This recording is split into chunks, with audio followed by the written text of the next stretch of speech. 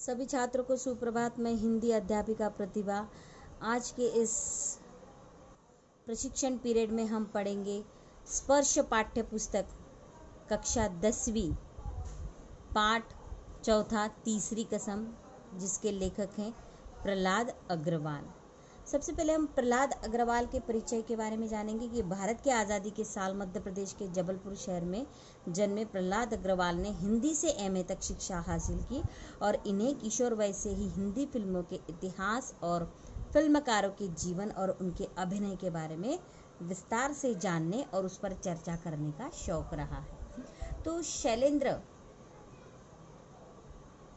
जो कि गीतकार है और गीतकार के साथ साथ वो निर्माता भी है। उन्होंने अपनी पहली जो फिल्म बनाई तीसरी कसम, और वो केवल पहली फिल्म ही नहीं थी, तो उनकी ये आखिरी फिल्म भी थी। तो इस पाठ में तीसरी कसम नामक फिल्म के निर्माता कवि शैलेंद्र के जीवन और कृतित्व पर प्रकाश डाला गया है। तो यहाँ पर जो प्रहलाद अग्रवाल ने उनके बारे में लिखा है कि शैलेंद्र अपने जीवन में बहुत गहरे, उदार, शांत और कवि हृदय के व्यक्ति थे। वे साहित्यिक गहराई से कोई समझौता करने को तैयार नहीं थे। उन्हें यश और धन की भूख नहीं थी। वे आत्मा संतोष चाहती थी, है ना। यानी आत्म संतोष चाहती थी। यानी उनकी आत्मा कैसी होनी चाहिए? सेटिस्फाइड होनी चाहिए। किसकी? प्रेक्षकों की। कुछ भी कहानी या फिल्म जब वो देखे या सुने, उनकी यही गुण उनकी फिल्मों में भी प्रकट हुए। उन्होंने लटके झटके वाली मसाला फिल्म नहीं बनाई। उन्होंने साहित्यिक रस और स्वाद को फिल्म में ज्यों का त्यों उतार दिया। परिणाम स्वरूप वह गहरी कलात्मक फिल्म बन गई, परंतु उसे खरीदने वाले वितरक नहीं मिले।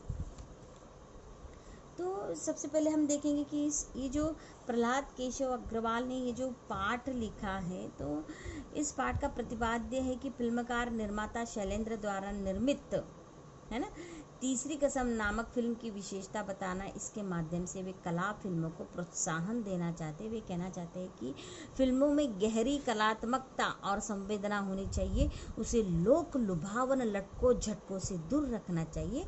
अच्छे फिल्म निर्माता को लोक रुचि के साथ साथ लोक संस्कार का धर्म भी निभाना चाहिए। शैलेंद्र ने ये तीसरी फिल्म तो बनाई, तीसरी कसम, परंतु तीसरी कसम फिल्म के साथ दुखद सत्य यह है कि इसे पर्याप्त संख्या में दर्शक नहीं मिल सके। नहीं इसका व्यावसायिक फिल्मों की तरफ प्रचार हुआ, नहीं इसे दर्शकों की भीड़ मिली। तो आइए देखते हैं इस फिल्म का, यानी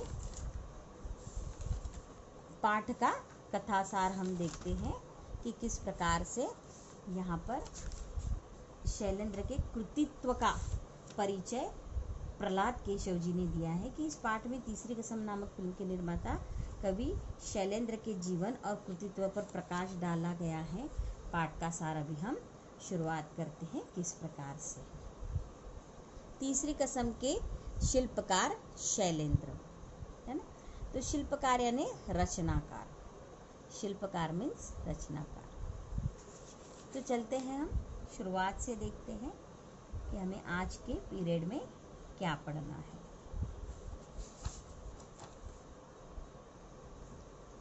संगम की अद्भुत सफलता ने राज कपूर में गहन आत्मविश्वास भर दिया और उसने एक साथ 4 फिल्मों के निर्माण की घोषणा की। मेरा नाम जोकर, अजंता, मैं और मेरा दोस्त और सत्यम शिवम सुंदरम।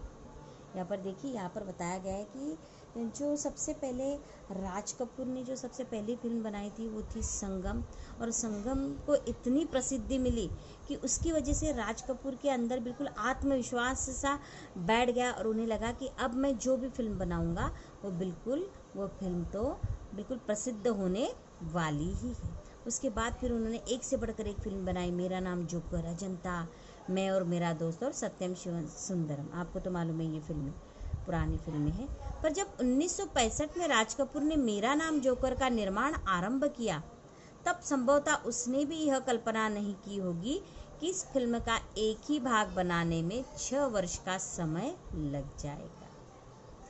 यानी इस प्रकार से यहाँ पर बताया गया है कि ये सब फिल्में बनाई, परंतु 1965 में उन्होंने जो मेरा नाम जोकर ये फिल्म बनाई ना, तो इस फिल्म को उन्होंने आरंभ तो किया, लेकिन आरंभ करने के बाद उन्होंने कभी कल्पना भी नहीं की थी कि इस फिल्म को कितने वर्ष लग जाएंगे, 6 वर्ष लग जाएंगे।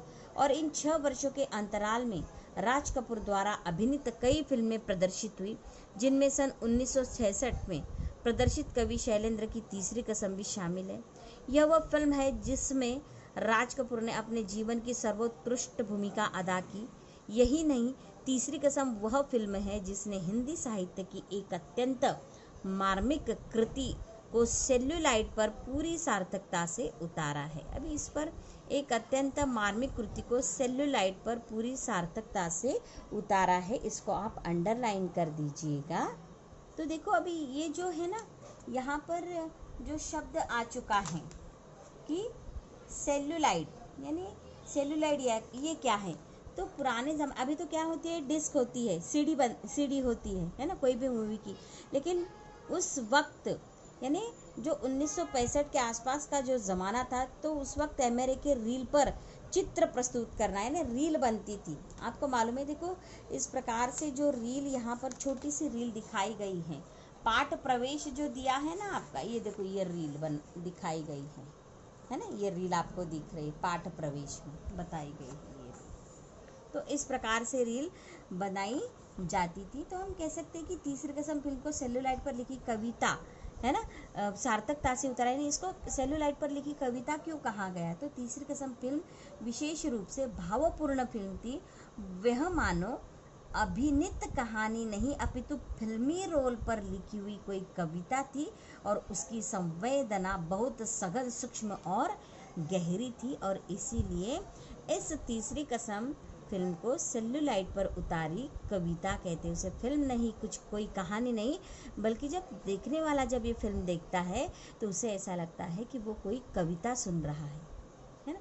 तो तीसरी कसम फिल्म नहीं, सेल्यूलाइट पर लिखी कविता थी। तीसरी कसम शैलेंद्र के जीवन की पहली और अंतिम फिल्म है। तीसरी कसम को राष्ट्रपति स्वर्ण पदक मिला। बंगाल फिल्म जर्नलिस्ट एसोसिएशन द्वारा सर्वश्रेष्ठ फिल्म और कई अन्य पुरस्कारों द्वारा सम्मानित किया गया। मॉस्को फिल्म फेस्टिवल में भी यह फिल्म पुरस्कृत हुई।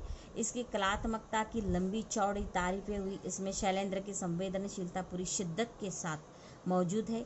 उन्होंने ऐसी फिल्म बनाई थी जिसे सच्चा कवि हृदय ही बना सकता था। यानी इस प्रकार से यहाँ पर बताया गया है कि इस फिल्म को कितने अवार्ड यानी कितने बख्शिश मिले थे, है ना।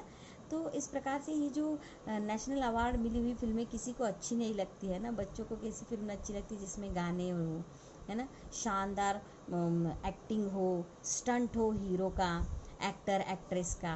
तो ऐसी फिल्म को अभी के लोग पसंदीदा करते हैं। परंतु ये नेशनल अवार्ड वाली फिल्म बेटा बिल्कुल अलग सी होती है ना। इसका जो ये होता है, कथानक होता है, बिल्कुल निराला होता है, और समाज के किसी भी हिस्से से वो मिलता जुलता होता है ना। उसका प्रतीकात्मकता होती है ना, उसका प्रतिबिंब उसमें दिखाई देता है। और कभी कभी हम जो फिल्म देखते हैं ना ये नेशनल अवार्ड वाली, तो हम देखते हैं अरे ऐसा जीवन तो बिल्कुल मेरा बचपन का था, है ना। ऐसा अपने पेरेंट्स कहते होंगे, देखना ऐसी फिल्में अगर उन्होंने कभी देखी होगी तो इस प्रकार से इसलिए ये सेल्यूलाइट पर लिखी हुई कविता थी। और इसे संपूर्ण यानी पूर्ण रूप से बहुत सारे बख्शिश मिले थे, राष्ट्रीय बख्शिश मिले थे। और ये केवल कोई कवि हृदय वाला इंसान ही ये फिल्म का कथानक लिख सकता था। और वो कवि हृदय वाला इंसान कौन था? शैलेंद्र, है ना। तो शैलेंद्र ने, अभी हम आगे चलते हैं कि शैलेंद्र ने राज कपूर की भावनाओं को शब्द दिए। राज कपूर ने अपने अनन्य सहयोगी की फिल्म में उतनी ही तन्मयता के साथ काम किया। किसी पारिश्रमिक की अपेक्षा किए बगैर शैलेंद्र ने लिखा था कि वे राज कपूर के पास तीसरी कसम की कहानी सुनाने पहुंचे तो कहानी सुनकर उन्होंने बड़े उत्साहपूर्वक काम करना स्वीकार कर लिया, पर तुरंत गंभीरतापूर्वक बोले, मेरा, यहाँ पर अंडरलाइन कर दो बेटा, मेरा पारिश्रमिक एडवांस देना होगा। शैलेंद्र को ऐसी उम्मीद नहीं थी कि राज कपूर जिंदगी भर की दोस्ती का ये बदला देंगे। शैलेंद्र का मुरझाया हुआ चेहरा देखकर राज कपूर ने मुस्कुराते हुए कहा, निकालो 1 रुपया। देखो कितनी मजे की बात है, यानी उन्होंने सबसे पहले उन्हें एडवांस मांगा कि भाई मैं फिल्म करूँगा, मैं हीरो तो बनूंगा, परंतु मेरे को ना एडवांस चाहिए बोले। तो शैलेंद्र तो बोले अरे ये तो मेरा सच्चा दोस्त है और फिल्म बनने से पहले ये मुझसे एडवांस मांग रहा है। परंतु उन्होंने एडवांस में क्या मांगा था, केवल 1 रुपया। मेरा पारिश्रमिक पूरा एडवांस। शैलेंद्र राज कपूर की इस याराना मस्ती से परिचित तो थे, यानी देखो आपको राज कपूर कितने मस्तीखोर थे, कितने नॉटी थे, लेकिन ये एक निर्माता के रूप में बड़े व्यावसायिक सूझबूझ वाले भी चक्कर खा जाते हैं। फिर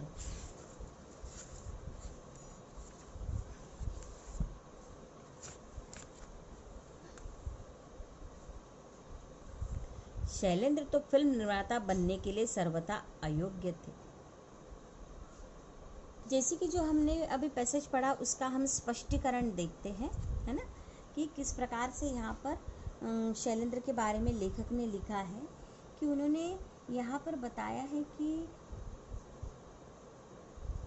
ये जो तीसरी कसम फिल्म के मुख्य कलाकार यहाँ पर कौन थे, जैसे कि यहाँ पर बताया उन्होंने राज कपूर थे, है ना। तो ये सेल्यूलाइड का अर्थ क्या है, जैसे कि मैंने आपको बताया कि कैमरे के रील पर जो चित्र प्रस्तुत करना होता है, अभी हम डिस्क या सीडी पर करते हैं, है ना, उसी प्रकार से ये यहाँ पर बताया गया है कि तीसरी कसम किसके जीवन की पहली और अंतिम फिल्म थी और उसे किन पुरस्कारों से सम्मानित किया गया था। जैसे कि मैंने यहाँ पर पढ़ा है कि ये तीसरी कसम शैलेंद्र की पहली तथा अंतिम फिल्म थी और इस फिल्म को राष्ट्रपति स्वर्ण पदक मिला है, जैसे हमने यहाँ पर पढ़ा राष्ट्रपति स्वर्ण पदक मिला है। उसके बाद बंगाल जर्नलिस्ट एसोसिएशन द्वारा सर्वश्रेष्ठ फिल्म पुरस्कार मिला है और इसके अलावा अन्य कई पुरस्कार भी उनको मिले। तो ये फिल्म कैसी थी, तो तीसरी कसम एक उत्कृष्ट संवेदनात्मक साहित्यिक फिल्म थी और इसको कौन जाने, केवल सच्चा कवि हृदय ही इस फिल्म को बना सकता था। तो तीसरी कसम की कहानी सुनने के बाद राज कपूर ने फिल्म में काम करना स्वीकार कर लिया, पर एकदम उन्होंने अपना पारिश्रमिक मांग लिया, है ना। जैसे कि हमने मजाक करते थे राज कपूर बहुत, जैसे मैंने पढ़ा तो मैंने आपको बताया कि उन्होंने सबसे पहले क्या मांगा था कि मुझे मेरा एडवांस दो बोले, है ना। तो ये बात सुनकर अपने सच्चे दोस्त से पारिश्रमिक की एडवांस मांग सुनकर शैलेंद्र का चेहरा बिल्कुल उदास हो गया।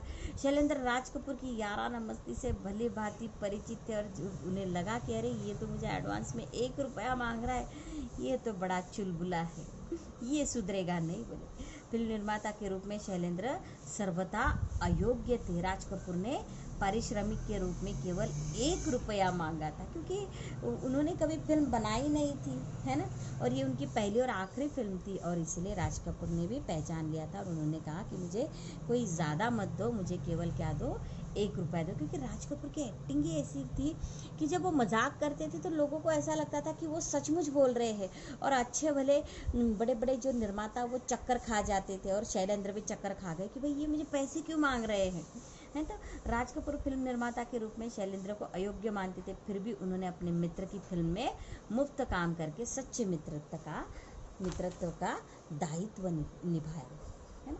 तो इस प्रकार से इस पर हम अनुच्छेद निकाल सकते हैं, मेरा मित्र या सच्चे मित्रत्व की पहचान।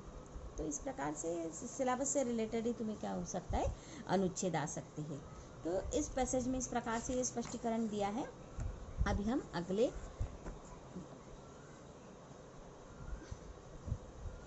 पैसेज की तरफ जाते हैं। अगला अनुच्छेद देखो। राज कपूर ने एक अच्छे और सच्चे मित्र की हैसियत से शैलेंद्र को फिल्म की असफलता के खतरों से आगाह भी किया, पर वह तो एक आदर्शवादी भावुक कवि थे जिसे अपार संपत्ति और यश तक की इतनी कामना नहीं थी जितनी आत्मसंतुष्टि के सुख की अभिलाषा थी।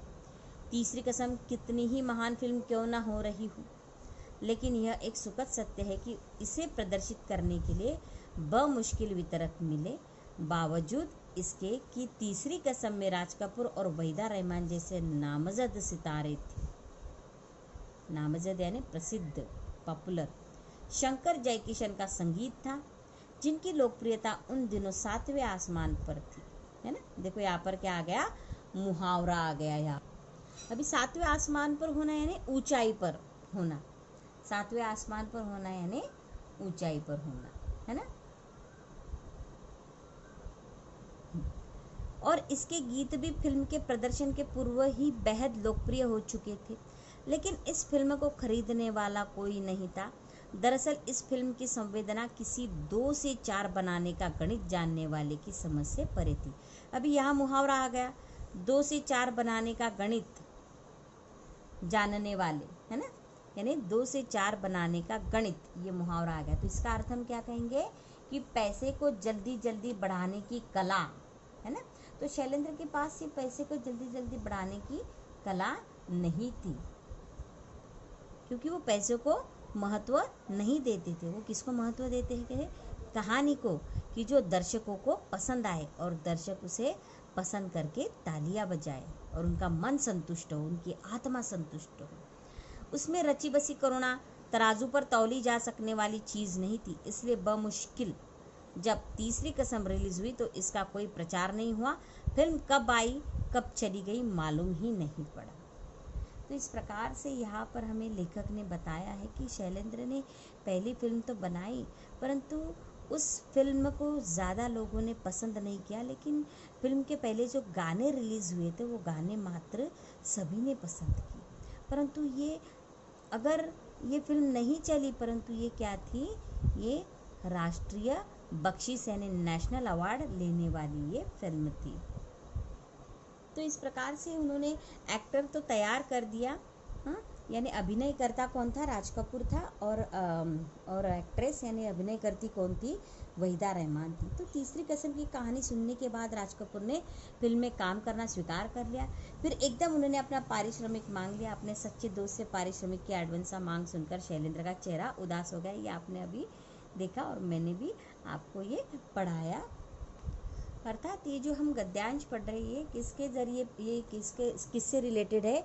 तीसरी कसम नामक फिल्म से ये गद्यांश रिलेटेड है। तीसरी कसम फिल्म का प्रचार इसलिए नहीं हो सका क्योंकि इसके निर्माता ने व्यावसायिक तौर तरीकों को अपनाने के बजाय फिल्म की गुणवत्ता और संवेदना पर ध्यान दिया था। ये बातें फिल्म इंडस्ट्री के अनुकूल नहीं थी, क्योंकि लोग को क्या लगता है, जिसमें श्रृंगार गीत हो, भपकेबाज हो, जिसमें बहुत सारा यानी जो आर्टिफिशियल जो तैयारियां होती है, जो सजावट होती है, बाहरी सजावट जिसको ज़्यादा महत्व दिया जाता है, इसको यहाँ पर शैलेंद्र ने महत्व नहीं दिया था। उन्होंने केवल महत्व किसको दिया था?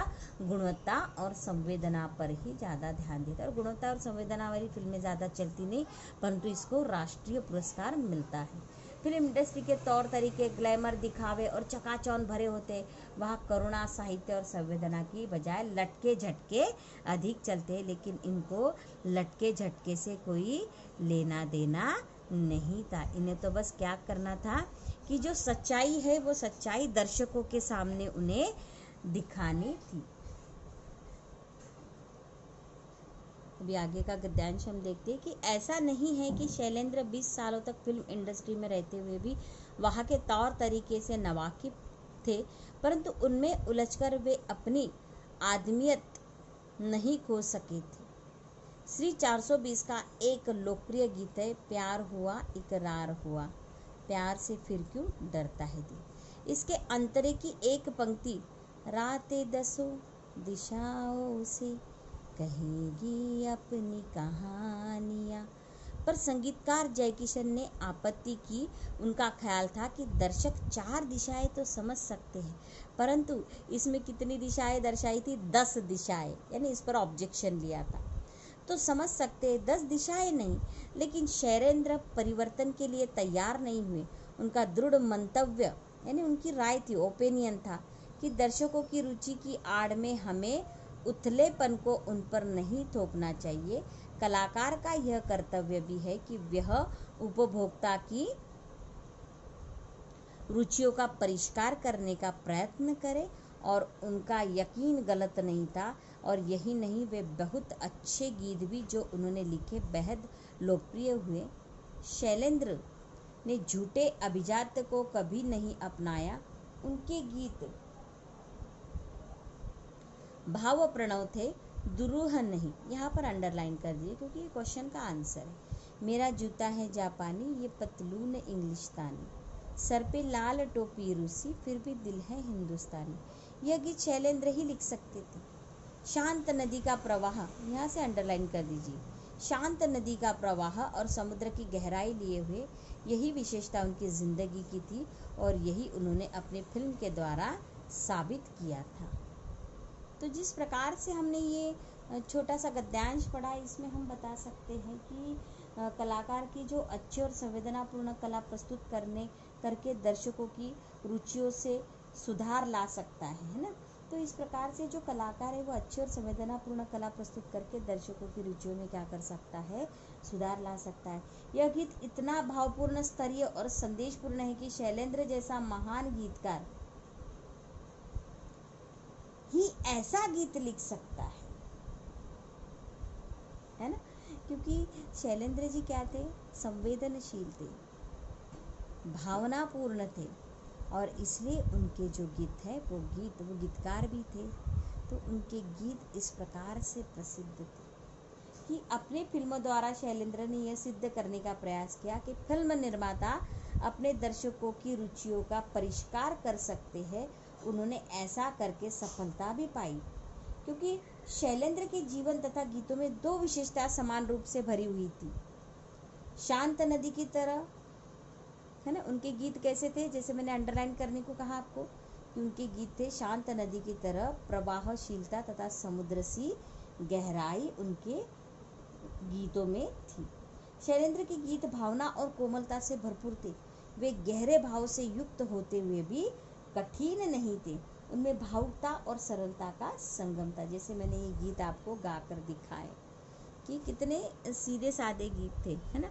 तो जैसे प्यार हुआ, इकरार हुआ है, उसके बाद मेरा जूता है जापानी, है ना। तो इस प्रकार से ये जो गीत बिल्कुल सीधे सादे भाषा में थे और बिल्कुल ऐसा लगता था कि ये तो अपनी जो बोलचाल की भाषा है, ये तो वही भाषा लग रही है।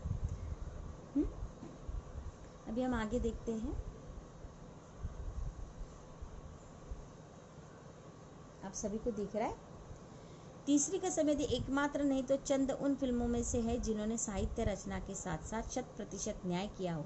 शैलेंद्र ने राज कपूर जैसे स्टार को हीरामन बना दिया था। यानी राज कपूर का नाम, तीसरी कसम फिल्म में राज कपूर का नाम क्या था, हीरामन था। हीरामन पर राज कपूर हावी नहीं हो सका और छीट की सस्ती साड़ी में लिपटी हीराबाई ने वहीदा रहमान की प्रसिद्ध ऊंचाइयों को बहुत पीछे छोड़ दिया था, है ना। और वहीदा रहमान का पात्र का नाम क्या था, हीराबाई। कजरी नदी के किनारे उकड़ू बैठा हीरामन जब गीत गाते हुए हीराबाई से पूछता है, मन समझती है ना आप, तब हीराबाई जुबान से नहीं आंखों से बोलती है। देखिए, यानी पुरानी फिल्म कैसी थी कि जबान से बोलने की भी ज़रूरत नहीं थी। एक्टर इतना सुंदर अभिनय करते थे, यानी एक्टिंग करते थे कि बस प्रेक्षक यानी दर्शक क्या करते थे कि केवल उनके चेहरे को देखकर ही पहचान लेते थे कि सामने वाले को क्या कहना है। दुनिया भर के शब्द उस भाषा को अभिव्यक्ति नहीं दे सकते। ऐसी ही सूक्ष्मताओं से स्पंदित थी तीसरी कसम। अपनी मस्ती में डूबकर झूमते गाते गाड़ीवान, चलत मुसाफिर मोहलियो रे पिंजड़े वाली मुनिया। तो टप्पर गाड़ी में हीराबाई को जाते हुए देखकर उनके पीछे दौड़ते गाते बच्चों को, हुजुम लाली लाली डोलिया में लाली रे दुल्हनिया। एक नौटंकी की बाई में अपनापन खोज लेने वाला सरल हृदय गाड़ीवान अभाव की जिंदगी जीते लोगों के सपनीले कह कहे। यानी किस प्रकार से उनका जीवन था, बिल्कुल गरीबी का जीवन था, लेकिन जब वो गाना गाते थे, झूमते गाते, तो ऐसा लगता था मानो इनके जीवन में कोई कठिनाइयाँ नहीं है, मस्त जीवन जी रहे थे, है ना, हीरामन और हीराबाई। जैसे कि अभी हमने छोटा सा भाग पढ़ा इस पाठ का कि तीसरी कसम ऐसी फिल्म थी जिसमें साहित्य को पूरी तरह यथावत सुरक्षित रखा गया था। फिल्म को लोकप्रिय बनाने के फेर में उसकी साहित्यिकता पर आँच नहीं आने दी गई। यानी इसका तात्पर्य है कि तीसरी कसम का नायक हीरामन एक भोला भाला सीधा साधा ग्रामीण गाड़ीवान था और राज कपूर का व्यक्तित्व महिमापूर्ण था। अतः वह डर था कि कहीं हीरामन का सीधा साधा व्यक्तित्व राज कपूर के चंदी आते व्यक्तित्व से प्रभावित न हो जाए, तब हीरामन की सादगी और बेचारगी प्रकाट ना हो पाती, है ना।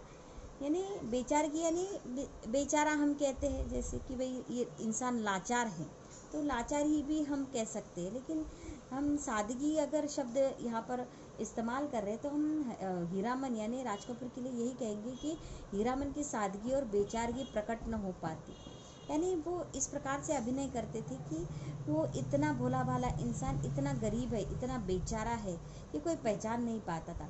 परंतु निर्माता शैलेंद्र ने राज कपूर को ठेठ ग्रामीण हीरामन के रूप में ही चित्रित किया था। यानी तब राज कपूर और वहीदा रहमान जो थे वो बिल्कुल प्रसिद्ध कलाकार थे, लेकिन जब उन्होंने तीसरी कसम फिल्म की तो उनका जो नाम उस फिल्म में हीरामन और हीराबाई रखा गया, तो लोग राज कपूर ये नाम भूल गए, और राज कपूर अगर कहीं भी उन्हें दिखे तो बोलते वो देखो वो तीसरी कसम, वो हीरामन जा रहा है बोले तीसरी कसम का, और राज कपूर का नाम उन्हें कभी याद नहीं आता था। यानी इतनी उत्कृष्ट भूमिका उन्होंने अभिनय इस तीसरी कसम में किया था, और इसलिए तो इसको राष्ट्रीय पुरस्कृत किया गया था इस फिल्म को।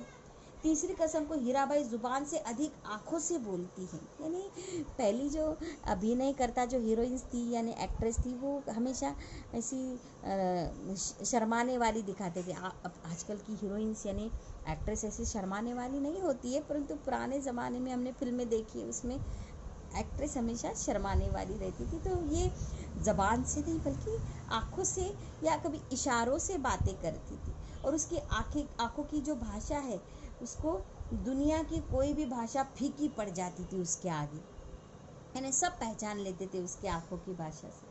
तो तीसरी कसम का ये जो नायक एक सीधा साधा सरल हृदय गाड़ीवान है, वो मोहब्बत की भाषा जानता है, वे हमेशा प्रेम की मस्ती में डूबा रहता है। उसे हीराबाई नामक कलाकार से क्या हो चुका था, प्रेम हो चुका था, क्योंकि वो उससे हमेशा उसके गाड़ी में, बुलक कार्ट जिसे कहते घोड़ा गाड़ी, तो उसके घोड़ा गाड़ी में हमेशा वो बिठाकर इधर उधर ले जाया करता था, और वो उसका गाड़ीवान था, और उसे देख देख के उसे क्या बन गया था, यानी उस फिल्म की कहानी उसे उससे प्रेम हो गया था, है ना।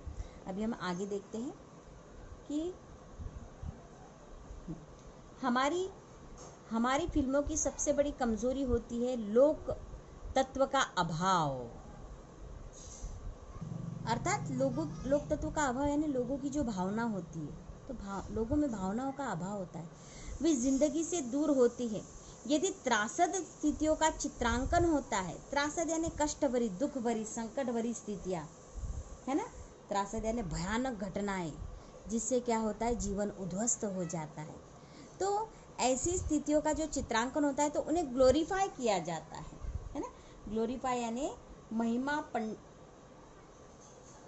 यानी मैं शुद्ध हिंदी में इतना बताऊंगी नहीं, ग्लोरीफाई यानी उसको भपकेबाज बनाना, यानी दुख में भी सुख ढूंढने की कोशिश करना, यानी अगर हम हिंदी में अगर कहते हैं कि तो महिमा मंडित करना, इसका अर्थ होता है महिमा मंडित करना, यानी ज़्यादा से ज़्यादा क्या करना, उसको दुख को अलग तरीके से दिखाना, है ना।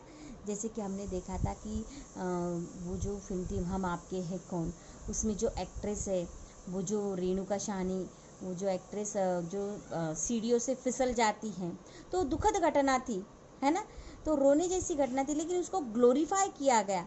यानी वो इतनी बीमार होने के बावजूद वो आखिरी सांस ले रही थी, तब भी वो क्या कर रही थी कि जो सामने वाले जो एक्टर एक्ट्रेस है ना, एक्टर कौन थे, जो सलमान खान और एक्ट्रेस माधुरी दीक्षित, उनकी तरफ उंगलियां दिखा रही थी, और वो क्या इशारा कर रही थी कि भाई इन दोनों की शादी कर दो। यानी इसमें जो दर्शक थे, प्रेक्षक थे, उनको वो उनका हैप्पीनेस बढ़ रहा था, यानी दुख के साथ साथ उनका हैप्पीनेस। लेकिन पुराने ज़माने की फिल्मों में ऐसा कुछ ग्लोरीफाई यानी महिमा मंडित कुछ भी नहीं किया जाता था, जो है वो सामने दिखाते थे। दुख है तो भाई दुख है, परंतु दर्शकों को ऐसी फिल्में अच्छी नहीं लगती, इसलिए तीसरी कसम दर्शकों को अच्छी नहीं लगती थी, क्योंकि लोगों को क्या चाहिए, जो एंड होता है, कंक्लूजन होता है, जो आखिरकार होता है, जो आखिरी घटना होती है वो कैसे सुखद होनी चाहिए, ऐसा लगता है। और दुखद घटना लेकर हम घर तो नहीं जाएंगे ना कि भाई क्या फिल्म देखी हमने, है ना। दुख को ऐसा विभत्स रूप प्रस्तुत होता है, देखो विभत्स यानी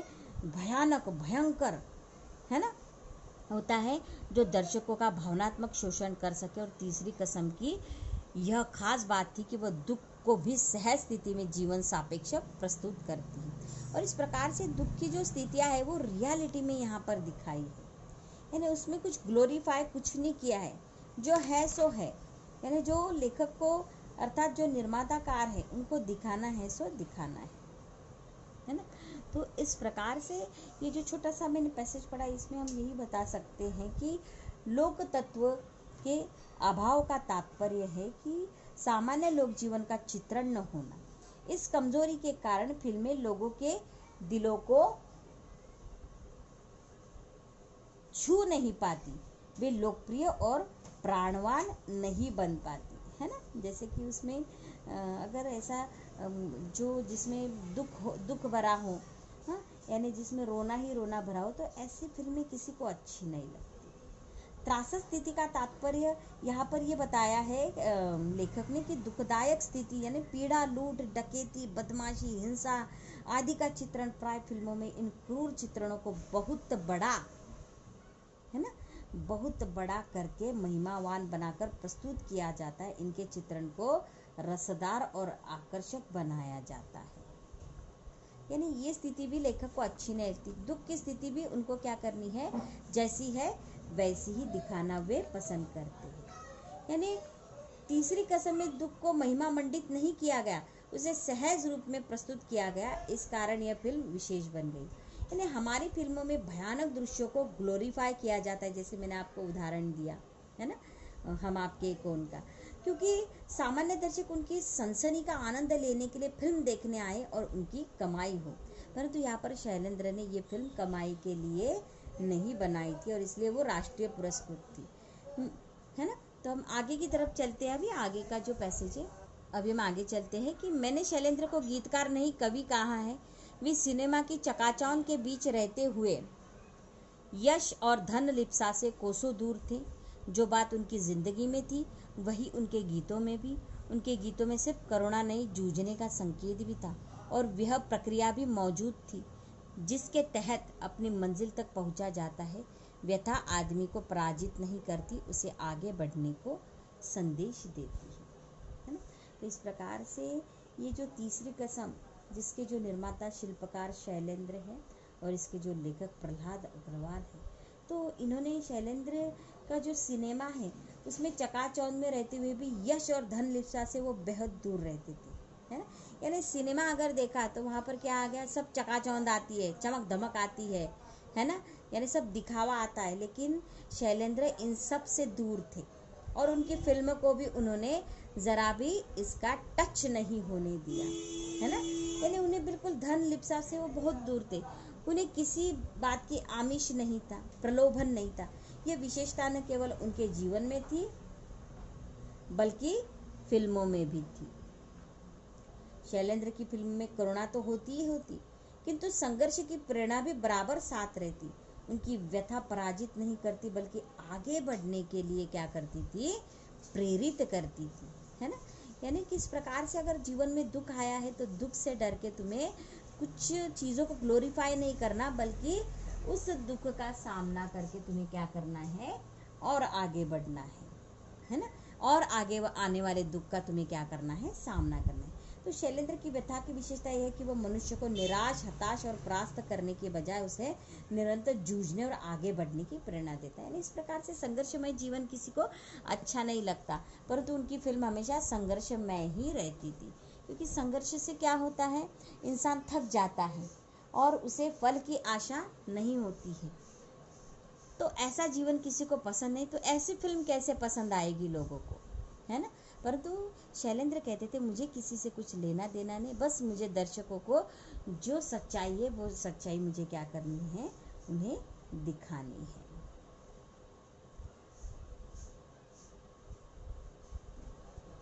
शैलेंद्र ने तीसरी कसम को अपनी भाव प्रणवता का सर्वश्रेष्ठ तथ्य प्रदान किया। मुकेश की आवाज़ में शैलेंद्र का यह गीत तो अद्वितीय बन गया है। सजनवा बैरी हो गए हमार, चिट्ठियाँ हो तो हर कोई बाची, भाग न बाचे कोई। अर्थात ये जो गीत मैंने अभी गाया, तो इससे हमें ये पता चलता है कि जो शैलेंद्र का कवि हृदय था, है ना, शैलेंद्र का कैसा हृदय था, कवि हृदय था। क्योंकि शैलेंद्र गीतकार के रूप में नहीं, कवि के रूप में जिए। वे सिनेमाई चकाचौंध में रहकर भी यश और धन लिप्सा से दूर रहे। करुणा और संघर्ष की भावना उनके गीतों के साथ साथ उनके जीवन में भी थी। शैलेंद्र का यह गीत बहुत ही अभी तक भी वो क्या है, बिल्कुल प्रसिद्ध है। आज भी तुम अभी ये यूट्यूब पर सुन सकते हो ये गाना, यानी इसमें किस प्रकार से अपने जीवन का हूबहूब वर्णन किया है ना। अभी हम समझते हैं आपने ये गाना सुन लिया। आइए हम चलते हैं किस प्रकार से आगे कि अभिनय के दृष्टिकोण से तीसरी कसम राज कपूर की जिंदगी की सबसे हसीन फिल्म है। राज कपूर, जिन्हें समीक्षक और कला मर्मज्ञ आंखों से बात करने वाला कलाकार मानते हैं, तीसरी कसम में मासूमियत की चरमोत्कर्ष को छूते हैं। अभिनेता राज कपूर जितनी ताकत के साथ तीसरी कसम में मौजूद है, उतना जागते रहो में भी नहीं। जागते रहो में राज कपूर के अभिनय को बहुत सराहा गया था, लेकिन तीसरी कसम वह फिल्म है जिसमें राज कपूर अभिनय नहीं करता, वह हीरामन के साथ एकाकार हो गया है। खालिस देहाती भुच्च गाड़ीवान, जो सिर्फ यानी भोला भाला गाड़ीवान, जो सिर्फ दिल की जुबान समझता है, दिमाग की नहीं, है ना। ये गांव के लोग अनपढ़ होते हैं, लेकिन वो कैसे होते हैं, दिल के सच्चे होते हैं, दिमाग के भी बिल्कुल साफ और शुद्ध होते हैं, जिसके लिए मोहब्बत के सिवा किसी दूसरी चीज़ का कोई अर्थ नहीं। बहुत बड़ी बात यह है कि तीसरी कसम राज कपूर के अभिनय जीवन का वो मुकाम है जब वह एशिया के सबसे बड़े शोमैन के रूप में स्थापित हो चुके थे। उनका अपना व्यक्तित्व एक किंवदंती बन चुका था, लेकिन तीसरी कसम में वह महिमामय व्यक्तित्व पूरी तरह हीरामन की आत्मा में उतर गया है। वह कहीं हीरामन का अभिनय नहीं करता, अपितु खुद हीरामन में ढल गया है। हीराबाई की फेनू गिलासी बोली पर रिश्ता हुआ उसकी मनुआ मनुआ जैसी भोली सूरत पर न्यौछावर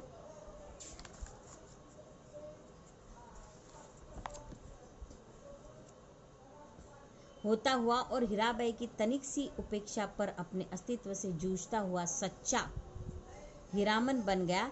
तीसरी कसम की पटकथा मूल कहानी के लेखक फणीश्वर नाथ रेणु ने स्वयं तैयार की थी। कहानी का रेशा रेशा उसकी छोटी छोटी बारीकियां फिल्म में पूरी तरह उतर गई थी। इसको आप क्या कर लो बेटा, अंडरलाइन कर लो।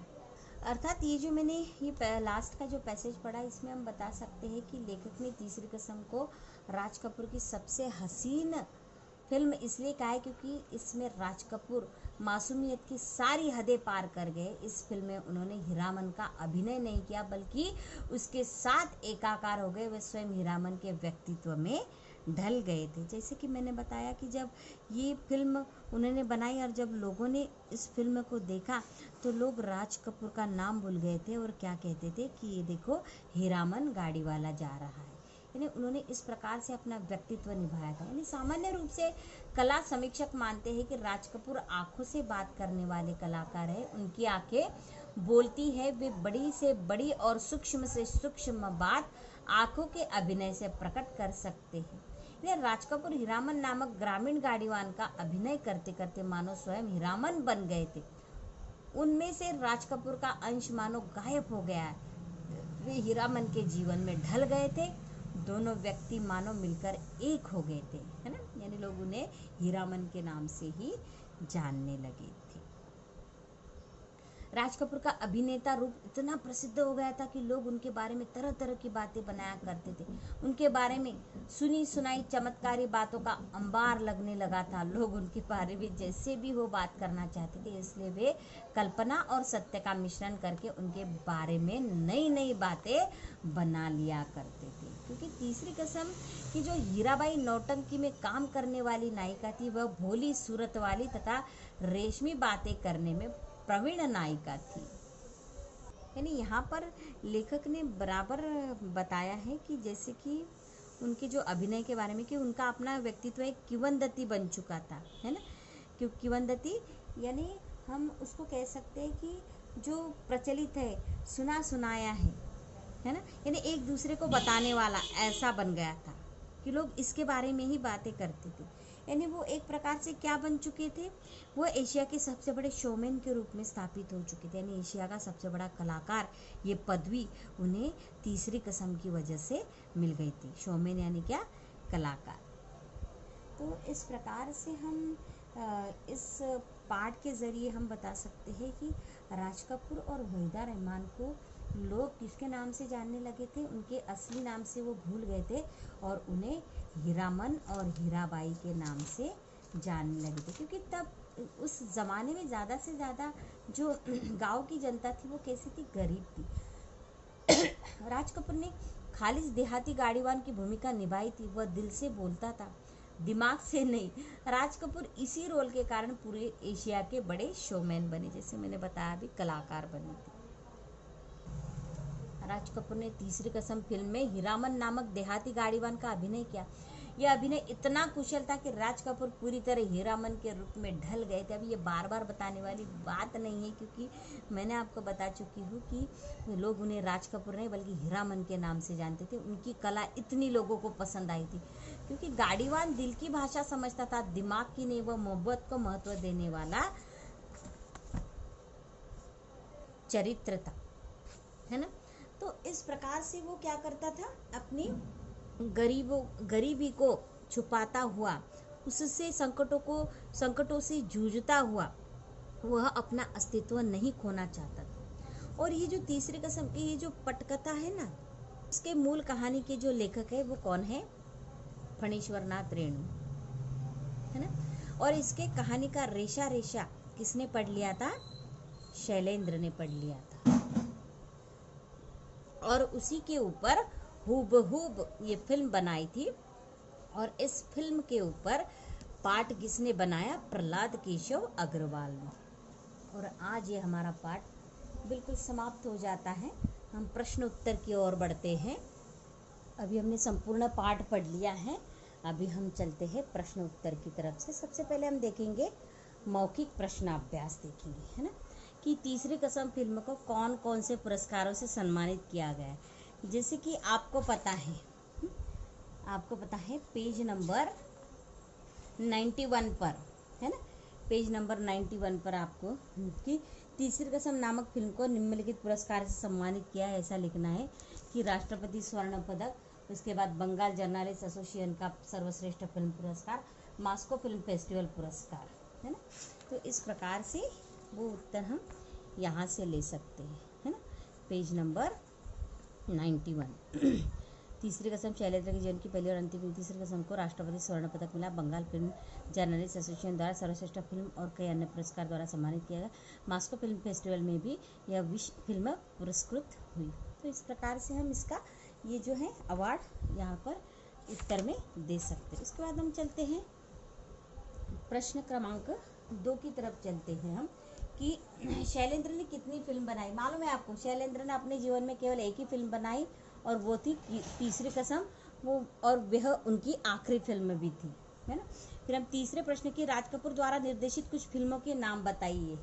आपको मालूम है सबसे पहले बताया था कि राज कपूर द्वारा निर्देशित फिल्म कौन सी है। शुरुआत में ही देखो पेज नंबर 91 को अभी बार बार मैं ऐसा ओपन करके, आपको मालूम है आप पढ़ चुके हो, है ना। तो जैसे कि यहाँ पर दिया गया है उनकी जो फिल्में हैं, है ना, मेरा नाम जोकर दिख रहा है आपको, उसके बाद अजंता, मैं और मेरा दोस्त और सत्यम शिवम सुंदरम, है ना। इनमें से एक लिखी, दो लिखी तो भी कोई हरकत नहीं चलेगा। अभी हम चलते हैं अगले प्रश्न की तरफ चलते हैं। आपको दिख रहे हैं स्पष्ट बिल्कुल प्रश्न।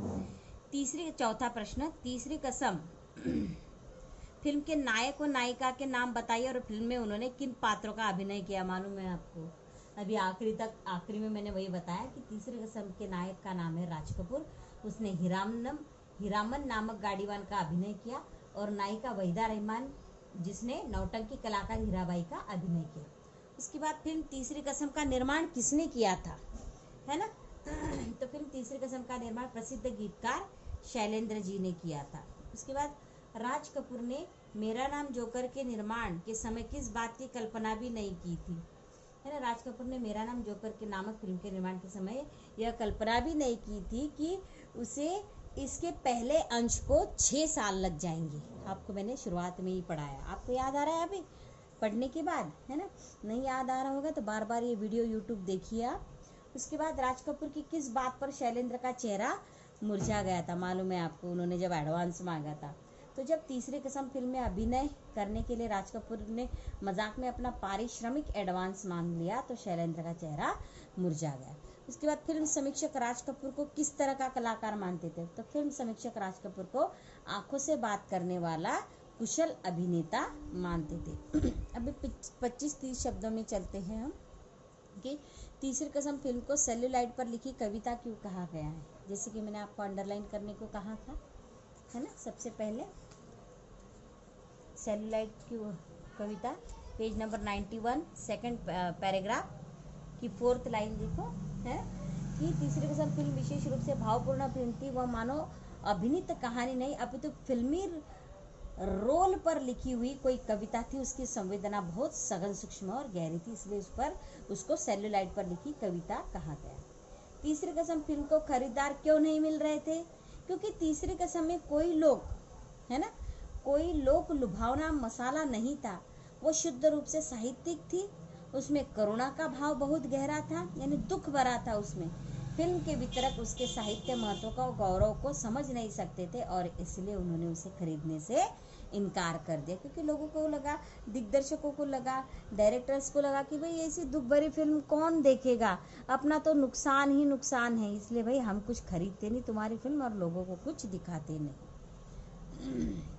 अभी अगले प्रश्न की तरफ चलते हैं कि शैलेंद्र के अनुसार कलाकार का कर्तव्य क्या है ना? वो क्या जानते थे कि कलाकार कैसा होना चाहिए? उसने पैसे के प्रलोभन के लिए बली होना चाहिए क्या? नहीं, क्योंकि शैलेंद्र के अनुसार कलाकार का कर्तव्य है कि वह दर्शकों की रुचि के अनुसार ढलकर स्वयं को उथला और सस्ता ना करे। वह यथासंभव दर्शकों की रुचियों का परिष्कार संस्कार करे और उन्हें ऊंचा उठाए, है ना? यानी दर्शक कहेंगे वैसा नहीं बनना चाहिए, बल्कि उसे खुद दर्शकों को अपने जैसा बनाना है। इसके बाद हम देखते हैं फिल्मों में त्रासद यानी दुख भरी त्रासद स्थितियों का चित्रांकन ग्लोरीफाई क्यों कर दिया जाता है? मालूम है आपको, जैसे मैंने एग्जाम्पल भी दिया था कि फिल्मों का त्रासद स्थितियों का चित्रांकन ग्लोरीफाई इसलिए किया जाता है ताकि दर्शक उन्हें देखने के लालच में फिल्म देखने आए और फिल्म खूब बिके, है ना? जैसे मैंने उदाहरण दिया था आपको। अभी हम आगे की तरफ चलते हैं 5वें प्रश्न की तरफ कि शैलेंद्र ने राज कपूर की भावनाओं को शब्द दिए। इस कथन से आप क्या समझते हैं? स्पष्ट कीजिए। क्योंकि राज कपूर फिल्म के क्षेत्र में तीसरे कसम जैसी भावपूर्ण साहित्यिक फिल्म बनाना चाहते थे। शैलेंद्र ने यह फिल्म बनाकर मानो राज कपूर की भावनाओं को ही वाणी दे दी। लेखक ने राज कपूर को एशिया का सबसे बड़ा शोमैन कहा है। शोमैन से आप क्या समझते हैं? यानी इस कलाकार से आप क्या समझते हैं? कलाकार शब्द से तो शोमैन का अर्थ है प्रसिद्ध प्रतिनिधि, आकर्षक व्यक्तित्व या कलाकार। ऐसा व्यक्ति जो अपनी कला, गुण, व्यक्तित्व तथा आकर्षण के कारण सब जगह प्रसिद्ध हो। उन दिनों राज कपूर भारत के ही नहीं पूरे एशिया के ऐसे लुभावने प्रतिनिधि थे। तो इस प्रकार से आप इसका उत्तर लिख सकते हैं। आगे देखो, फिल्म श्री 420 के गीत रात तो दसों दिशाओं से कहेगी अपनी कहानियां पर संगीतकार जयकिशन ने आपत्ति क्यों की थी? हाँ, आपत्ति क्यों की थी? क्योंकि इस गीत में दसों दिशाओं का प्रयोग बिल्कुल नया था। संगीतकार जयकिशन को लगा कि इसकी जगह चारों दिशाओं शब्द आना चाहिए और यह शब्द जनता को जल्दी समझ आएगा, इससे गीत भी लोकप्रिय हो सकेगा, है ना?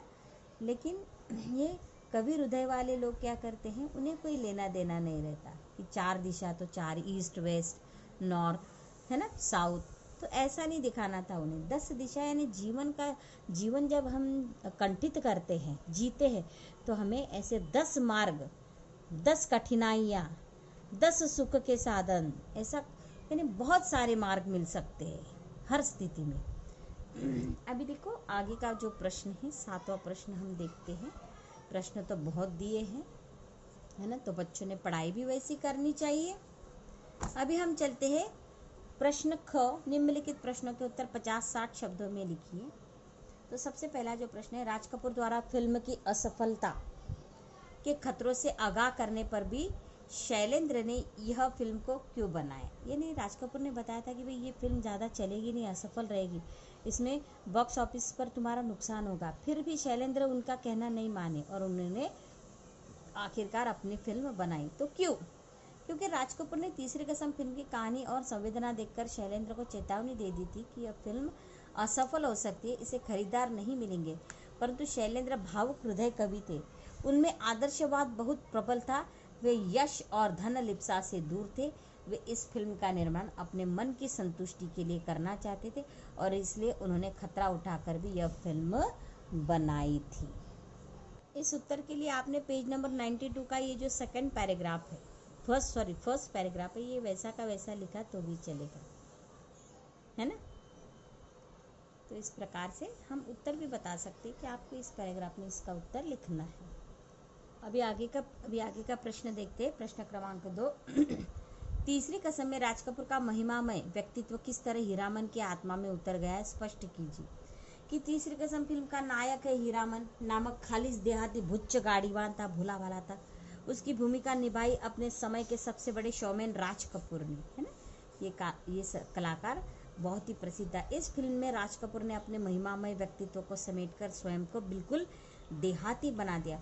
वह मोहब्बत भरे दिल की जुबान समझता है और हीराबाई नाम की नौटंकी कलाकार पर रिझ गया और उसका अभिनय इतनी सजीव है कि दोनों पात्र एक दूसरे से मिल गए ऐसा प्रतीत होता है।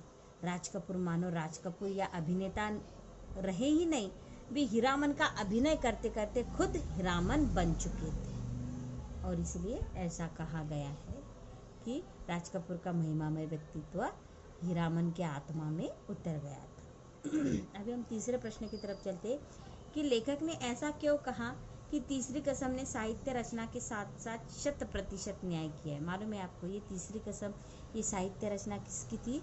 फणीश्वर नाथ रेणु की थी।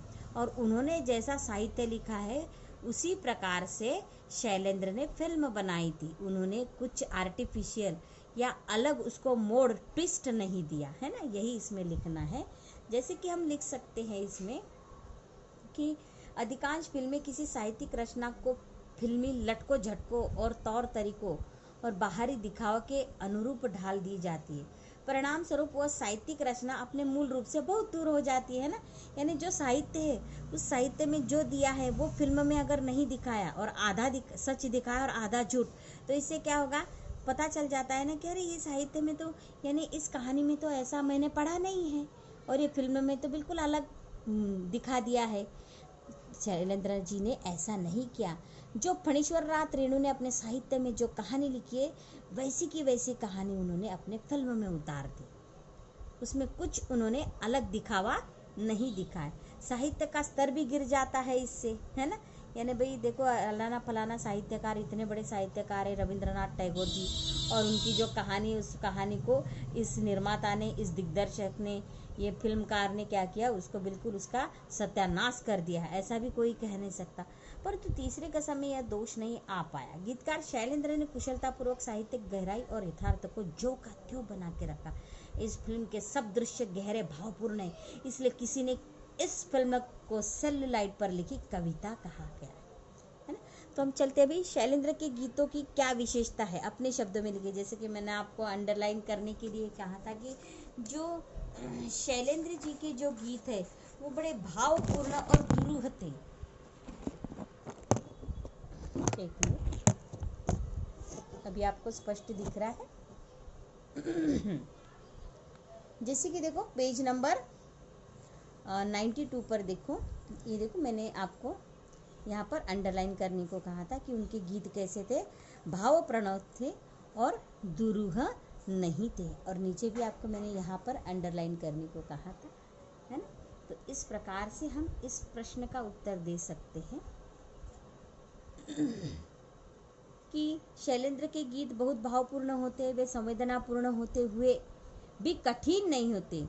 उनकी जो गीतों की जो सरलता है शांत नदी की तरह, है ना, शांत नदी की तरह गतिशीलता और समुद्र की तरह गहराई, है ना, सबको प्रभावित करते हुए अपने गीतों को केवल लोकप्रिय ही नहीं बनाते बल्कि श्रोताओं को संस्कार भी देते। उनके गीतों में करुणा रची बसी हुई है ना। उनके गीतों में क्या था, करुणा का भाव कूट कूट कर भरा था। फिर भी वह पराजित नहीं करती, उनकी करुणा कुछ करने के लिए उत्साहित करती है। यानी जब वो जूझते हैं संकटों से तो आगे आने वाले संकटों से भी जूझने की ताकत वो क्या करते हैं, उसमें उस कहानी में निर्माण करते हैं। अभी हम चलते हैं अगले प्रश्न की तरफ। पांचवा जो प्रश्न है कि फिल्म निर्माता के रूप में शैलेंद्र की विशेषताओं पर प्रकाश डालिए। यानी वो निर्माता है, यानी वो गीतकार तो है परंतु निर्माता है, ये तुम कैसे साबित कर सकते हैं, ऐसी कौन सी क्वालिटीज है। तो फिल्म निर्माता के रूप में शैलेंद्र का महत्व विशिष्ट है ना। वे निर्माता होते हुए भी साहित्यिक बने रहे। वे फिल्मी चकाचौंध में रहते हुए भी धन और यश लिप्सा से दूर बने रहे। उन्हें कोई प्रलोभन आमिष नहीं थी। उन्होंने फिल्मों को गहरा साहित्यिक बनाने का प्रयत्न किया है।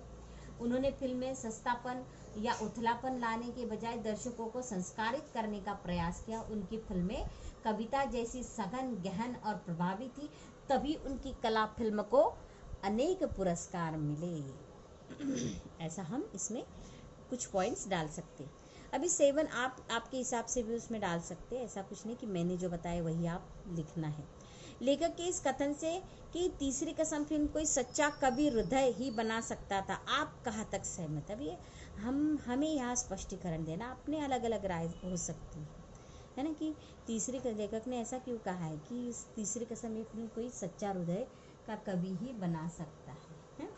तो शैलेंद्र अपने जीवन में बहुत गहरे, उदार, शांत और कवि हृदय वाले व्यक्ति थे। वे साहित्यिक गहराई से कोई समझौता करने को तैयार नहीं थे। उन्होंने यश और धन की भूख नहीं थी, वे आत्म संतोष चाहते थे, है ना। उनके यही गुण उनकी फिल्मों में भी प्रकट हुए। उन्होंने लटको झटको वाली मसाला फिल्म नहीं बनाई।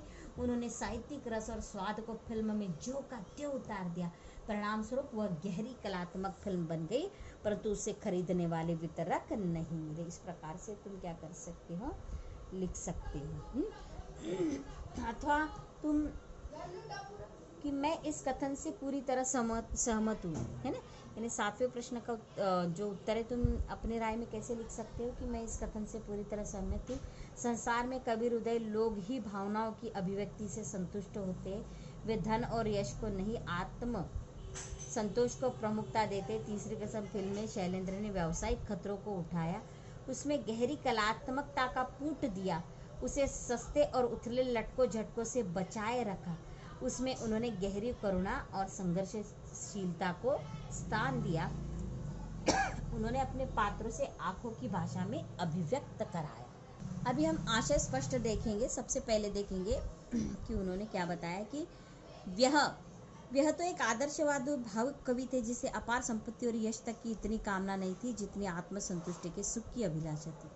तो इस प्रकार से हम आशय स्पष्ट कर सकते हैं कि जब कवि शैलेंद्र, यानी ये लाइन वैसे के वैसे स्पष्टीकरण करना है कि जब कवि शैलेंद्र तीसरी कसम फिल्म का निर्माण करने चले तो राज कपूर ने उन्हें चेताया, यानी बताया इसके असफलता के बारे में कि यह फिल्म चल नहीं पाएगी, इसे वितरक नहीं मिलेंगे। परंतु शैलेंद्र को धन या यश की भूख नहीं थी।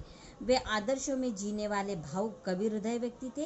वे चाहते थे कि उन्हें फिल्म बनाकर सृजनात्मक सुख मिले, आत्मसंतोष मिले। वे भीतर आनंद को महत्व देने वाले युवक थे। अभी हम दूसरा देखते हैं कि जैसे उनका यह दृढ़ मंतव्य था कि दर्शकों की रुचि की आड़ में हमें उथलेपन को उन पर नहीं थोपना चाहिए। कलाकार का यह कर्तव्य भी है कि वह उपभोक्ता की रुचियों का परिष्कार करने का प्रयत्न करे, है ना। यानी सचमुच यहाँ पर शैलेंद्र को यही लगता था, है ना, कि वो लोगों के अनुसार कहानी नहीं बनाते थे, बल्कि वो जो कहानी बनाएंगे वो लोग उन्हें महसूस करें, है ना, उनकी भावनाओं को देखें। तो यहाँ पर हम बता सकते हैं कि फिल्म श्री 420 के एक गाने में शैलेंद्र ने 10 दिशाओं का प्रयोग किया है ना, हमने पढ़ा। परंतु संगीतकार शंकर जयकिशन ने इस पर आपत्ति की। उन्होंने कहा कि लोग चारों दिशाओं को समझते, अतः चारों दिशाओं आना चाहिए। तब शैलेंद्र 10 दिशाओं पर ही डटे रहे और उनका कहना था कि फिल्म निर्माताओं को दर्शकों की रुचि के बहाने अपने आप को सस्ता और उथला नहीं बनाना चाहिए। फिल्मकारों का यह कर्तव्य है कि वे दर्शकों को रुचियों का संस्कार करें, उनके स्तर को ऊंचा उठाएं। इस प्रकार से फिर तीसरा देखते हैं हम कि व्यथा आदमी को पराजित नहीं करती, उसे आगे बढ़ाने का संदेश देती है। तो हम कह सकते हैं इसका आशय कि यदि व्यथा या कोरोना को सकारात्मक ढंग से प्रस्तुत किया गया तो वह मनुष्य को परास्त या निराश नहीं करती, वह मनुष्य को आगे ही आगे कुछ कर गुजरने की प्रेरणा देती। तीसरी कसम में निहित करुणा भी दर्शकों को प्रेरित करती है ना। यानी उन्होंने ऐसा ग्लोरीफाई कुछ नहीं किया, जो दुख जैसा है वैसा ही दुख उन्होंने अपने फिल्म में दिखाया, ताकि जो आने वाला संकट है उस संकट का जो अभिनय करता है, यानी राज कपूर क्या कर रहा था, उसका सामना बिल्कुल आसानी से कर रहा था, है ना। अभी चौथा देखो, दरअसल इस फिल्म की संवेदना किसी 2 से 4 बनाने वाले के समझ से परे है। तो हम किस प्रकार से इसको बता सकते हैं कि तीसरी कसम फिल्म गहरी संवेदनात्मक थी, उसे अच्छी रुचियों वाले संस्कारी मन और कलात्मक लोग ही समझ सराह सकते थे। जो लोग फिल्म में खरीदार थे वे तो बस पैसा कमाने की कला जानते थे, अतः वे लोग लुभावना, लटका झटका और मसाले की ही बिकाऊ फिल्म समझते थे। लेकिन तीसरी कसम की गहराई संवेदना उनकी समझ और सोच से बिल्कुल अलग थी। अभी हम आखिरी का प्रश्न देखते हैं कि उनके गीत भाव प्रणव थे, दुरूह नहीं। इसका आशय हम क्या बता सकते हैं कि शैलेंद्र के गीत बहुत गहरे और भावपूर्ण होते थे, परंतु उनमें कठिनता नहीं होती थी, वे बिल्कुल सहज, सरल और भावपूर्ण होते थे। और इसी के साथ आज का जो हमारा ये पाठ है, प्रश्न उत्तर के साथ ये पाठ हमारा बिल्कुल समाप्त हो जाता है। लेकिन इसमें भाषा अध्ययन जो है, तो भाषा अध्ययन में देखो बेटा, यहाँ पर जो तीसरा प्रश्न है कि पाठ में आए निम्नलिखित मुहावरे से वाक्य बनाइए, है ना। यहाँ सेंटेंस आपको बनाना है ना, फ्रेज का। तो चेहरा मुरझाना, तो हम कैसे कहेंगे कि जैसे भारत विश्व कप से बाहर हुआ, करोड़ों भारतवासियों के चेहरे मुरझा गए, है ना। ऐसा हम यानी अपने मन से आप कोई भी सेंटेंस बना सकते हैं। अभी चक्कर खा जाना, यानी पाकिस्तान की आयरलैंड से हार का समाचार सुनकर क्रिकेट के जानकार चक्कर खा गए। बच्चों को क्रिकेट अच्छी लगती है, इसलिए मैंने आपको क्रिकेट का उदाहरण दे रही हूँ। आप अगर अपने वाक्य इस पाठ से भी ले सकते हैं, ऐसा कुछ नहीं है ना। क्योंकि जब राज कपूर जब शैलेंद्र जी का एडवांस मांगकर मजाक कर रहे थे, तो उनका अभिनय जब उन्होंने देखा कि ये तो बस अभिनय कर रहे हैं, तो सच्ची में एडवांस नहीं मांग रहे, तो राज कपूर, शैलेंद्र ही नहीं तो इतर जो निर्माता वो भी चक्कर खा जाते थे, है ना। फिर हम तीसरा देखते हैं 2 से 4 बनाना, है ना।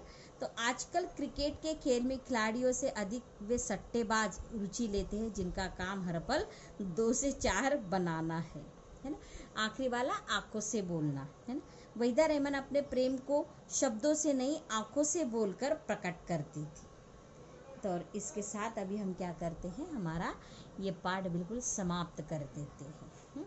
हमारा पाठ प्रश्न उत्तर के साथ स्पष्ट हो चुका है। धन्यवाद।